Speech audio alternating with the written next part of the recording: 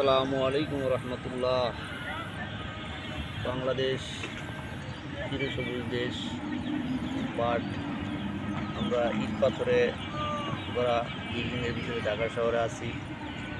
আমাদের টুঙ্গী থানার 27 এলাকায় আমরা দুই বন্ধু আড্ডা দিচ্ছি। শিল্পনগরী এলাকা, আমাদের সামনে আছে SS সোয়েটার, মন্ডল গ্রুপ, আইবিস্টার সহ দেশের বিখ্যাত সব ইন্ডাস্ট্রি কারখানা।